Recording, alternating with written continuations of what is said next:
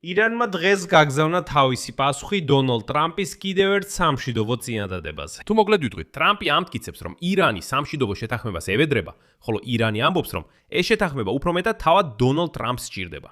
თუ კონკრეტულად ვილაპარაკებთ, მაშინ ირანში განაცხადეს, რომ მათმა უმაღლესმა ლიდერმა ალი ხამენეიმ პირობა დადო, დაიცავს თავისი ქვეყნის ბირთვულ და სარაკეტო პოტენციალს, რომელსაც აშშ-ის პრეზიდენტი დონალდ ტრამპი ცდილობს შეზღუდოს.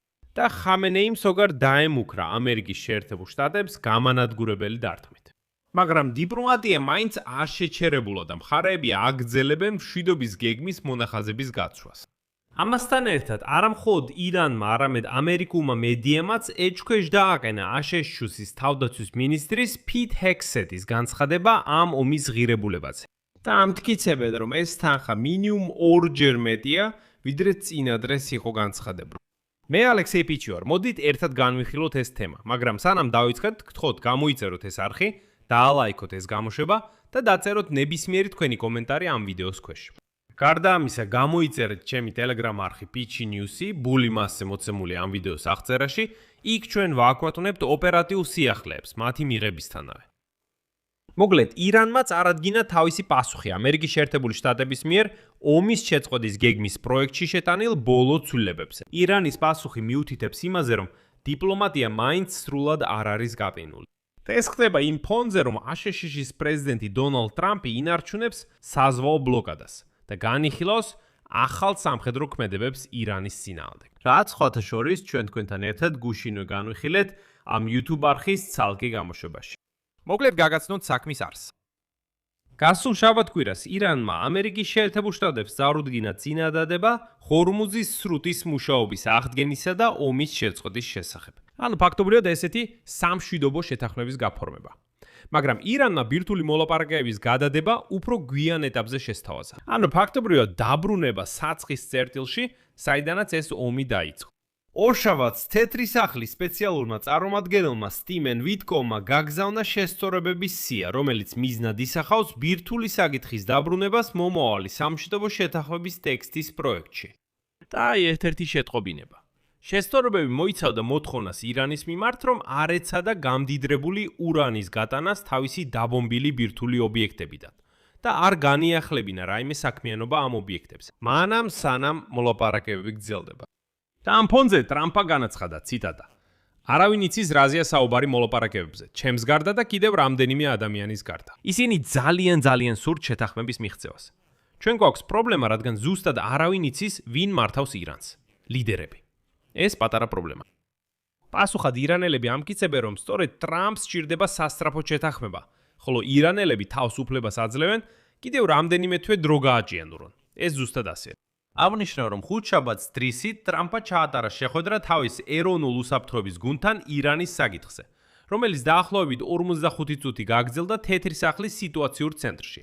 შეხვედრას ესწრებოდნენ ვიცე-პრეზიდენტი ჯეი დი ვენსი, სახელმწიფო მდივანი მარკო რუბიო, თავდაცვის მინისტრი პიტ ჰექსეტი, ცენტრალური სადაზვერვო სამმართველოს დირექტორი ჯონ რედკლიფი და მრჩეველი და ის ცნობილი დესპანი სტივენ ვიტკოვი.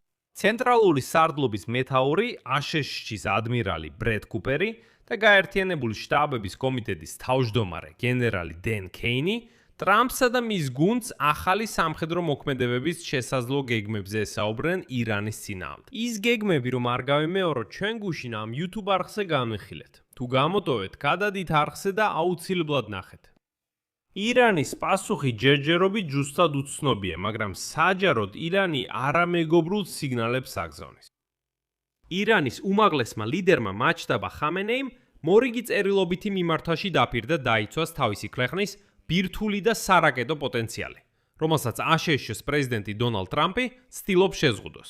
შემდეგ მოვიყვან ციტატას მაჯტაბა ხამენეის განცხადებიდან, რომელიც ირანულმა მედიამ გაავრცელა. ციტატა: 90 მილიონი ამაყი და პატიოსანი ირანელი, როგორც ქვეყნის შიგნით, ისე მის ფარგლებს გარეთ. ირანის ყველა სულიერ ადამიანურ, სამეცნიერო, სამრეწველო და ტექნოლოგიურ შესაძლებლობას, ნანოტექნოლოგიებიდან და ბიოტექნოლოგიებიდან დაწყებული ბირთვულ და სარაკეტო პოტენციალამდე ეროვნულ საგანძურად მიიჩნევს. შესაბამისად, ირანელები არ აპირებენ ამ ყველაფრის დათმობას.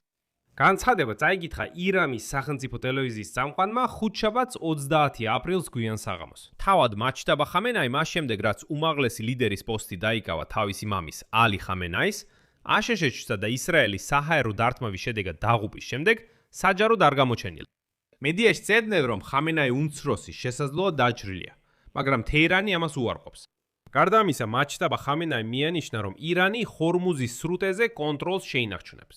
მისი თქმით, ირანის კონტროლი ამ მნიშვნელოვან წყლის არტერიაზე სპარსეთის ყურეს უფრო უსაფრთხოს გახდის, ხოლო თეირანის ახალი სამართლებრივი ნორმები და მმართველობა სრუტესთან დაკავშირებით სარგებელს მოუტანს რეგიონის ყველა ქვეყანას. ასევე ირანმა დაემუქრა, ციტატა, ხანგრძლივი და მტკივნეული დარტყმებით ამერიკულ ძალებზე, თუ ვაშინგტონი განაახლებს თავდასხმებს და კვლავ განაცხადებს თავის პრეტენზიებზე ჰორმუზის სრუტეზე. საერთოდ არ ჩანს, რომ თეირანი მზად იყოს აბსოლუტურად ყველა დათმობაზე წავიდეს დონალდ ტრამპის მიმართ. მაგრამ ეს რა თქმა უნდა ჯერ კიდევ ყველაფერი არ არის. ეხლა ირანელები ღიად დასცინიან აშშ-ის თავდაცვის მინისტრის ფით ჰექსეტის შეფასებას იმის შესახებ, თუ რამდენი ფული დახარჯა უკვე აშშ-მ ირანთან ომში. ფით ჰექსეტმა აშშ-ის კონგრესის სენატში ბოლო მოსმენებზე განაცხადა, რომ აშშ-მ ომში 25 მილიარდი დოლარი დახარჯა. ირანელებმა განაცხადეს, რომ ეს თანხა 4-ჯერ მეტია.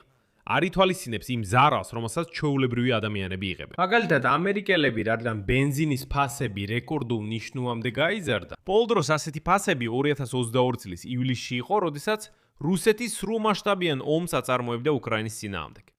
აი ახლა იქ ეს ფასები 4.3 დოლარია გალონზე, ზოგან კი კიდევ უფრო მაღალია. მაგრამ თუ ირანელები აშკარა მიზეზების გამო, რა თქმა უნდა, ამ რიცხვს გააზვიადებენ, ამერიკული მედია მაინც ითვლის რეალურ მონაცემებს. კი, იმიტომ რომ საუბარია მათ გადასახადებზე. და აი აქ, ამერიკელი ოფიციალური პირების მონაცემებით, რომლებიც შიდა შეფასებებს ეკრნობიან, აშშ-მ ირანთან ომში მინიმუმ 50 მილიარდი დოლარი დახარჯა. ეს თითქმის 2-ჯერ მეტია, ვიდრე ოფიციალურად აღიარებს პენტაგონი. ეს ინფორმაცია გაასაჯაროა არხი CBS News. და აი ტელეკომპანიის თანამოსაუბრეების თქმით, 25 მილიარდი დოლარის თანხა არ ითვალისწინებს დაზიანებულ და განადგურებულ ტექნიკას. ასევე ზიანს სამხედროებსა და აშშ-ის ობიექტებზე ახლო აღმოსავლეთში. ყველაზე მეტი თანხა იხარჯება საბრძოლო მასალებზე, რომლებიც საჭიროა შევსებისთვის. გარდა ამისა, ამერიკელმა სამხედროებმა დაკარგეს მინიმუმ 24 სადაზვერო საბრძოლო უპილოტო MQ-9 რიპერი, რომელთა თითოეულის ღირებულება 30 მილიონ დოლარზე მეტია. ანუ ეს უკვე მინიმუმ 720 მილიონი დოლარია. დამატებით გაითვალისწინეთ, იქ დაზიანდა ავიაცია, ჩამოაგდეს თვითფრინავები, ჩამოაგდეს ვერტფრენები, განხორციელდა დარტყმები სამხედრო ბაზაზე, ავიაბაზაზე საუდის არაბეთში და ასე შემდეგ. დამატებითი ხარჯები დაკავშირებულია საწვავთან, ძალების გადაყვანასთან და სამხედრო ინფრასტრუქტურის განთავსებასთან. და აი სენატორ დემოკრატი ქრის კუნცი ასევე აცხადებს, რომ 25 მილიარდი დოლარის შეფასება აშკარად შემცირებულია და არ ითვალისწინებს ხარჯებს რეგიონში ჯარების ორთვიან შენახვაზე. რაც შეეხება აღდგენისა და სამხედრო ბაზების აშენების ხარჯებს, პენტაგონში ჯერჯერობით ვერც კი დაასახელეს დაახლოებით რა თანხაზეა საუბარი. წყაროები კი ამტკიცებენ, რომ თითქმის ყველა ამერიკული ბაზა ახლო აღმოსავლეთში ასე თუ ისე დაზიანდა ირანის თავდასხმების შედეგად. ომი უკვე აისახება ამერიკის შეერთებული შტატების ეკონომიკაზე. სენატის შეიარაღებული ძალების კომიტეტის მოსმენაზე კონგრესმენმა რო ხანამ პენტაგონის ხელმძღვანელ ფით ჰექსეტს კითხა, რამდენი დაუჯდება ეს კამპანია ქვეყნის მოქალაქეებს, გათვალისწინებით ხარჯების ზრდისა, ბენზინისა და პროდუქტების. აი მინისტრმა ჰექსეტმა თავი აარიდა პირდაპირ პასუხს და ამის ნაცვლად შემოგთავაზა დავფიქრდეთ, ციტატა. რა იქნება ფასი თუ ირანს ბირთვული იარაღი ექნება? საერთოდ ყველა ამერიკელისთვის ფით ჰექსეტის რჩევა. მოითმინეთ. არ მოგწონთ, მაგრამ მოითმინეთ. რაც მნიშვნელოვანი აღსანიშნავად ისა, რომ კონგრესის კომიტეტის მოსმენები მიმდინარეობს იმ ფონზე, როცა აშშ-ის პრეზიდენტის ადმინისტრაცია განიხილავს დამატებითი სახსრების გამოყოფას ხარჯების დასაფარად და არსენალის შესავსებად. აი ეს რიცხვი ძალიან მნიშვნელოვანია. ამერიკელი ჩინოვნიკები გეგმავენ მოითხოვონ 200 მილიარდ დოლარამდე. აი ეს რიცხვი უკვე უფრო რეალისტურია. ამასთან დონალდ ტრამპი არ გამორიცხავს სამხედრო მოქმედებების განახლებას უახლესი ჰიპერბგერითი რაკეტების Dark Eagle-ის გამოყენებით. ასევე სპეცრაზმის გაგზავნას ურანის მარაგების დასაკავებლად, თუ ირანი არ დათმობს. ხოლო ირანი, როგორც ხედავთ, დიდად არ აპირებს დათმობას. აქ ბრალ წერტილს დავსვამ. თქვენი აზრი, თქვენი დასკვნები, დაწერეთ კომენტარებში ამ გამოშვების ქვეშ. გამოიწერეთ არხი, დააცკაპუნეთ ზარზე და არ დაგავიწყდეთ ლაიქის დაჭერა. თუ გსურთ ამ YouTube არხის მუშაობის მხარდაჭერა, ეს შეგიძლიათ გააკეთოთ ნებისმიერი დონატით ან სპონსორობით YouTube-ზე. ყველა ბმული და რეკვიზიტი მოცემულია ამ ვიდეოს აღწერაში. იქ სხვადასხვა პლატფორმაა, სხვადასხვა ვარიანტია. აირჩიეთ ის, რომელიც თქვენთვის მოსახერხებელია. მადლობელი ვიქნები თქვენი მხარდაჭერისთვის. ამით დასრულდა. იზრუნეთ საკუთარ თავზე. ყველას მშვიდობით.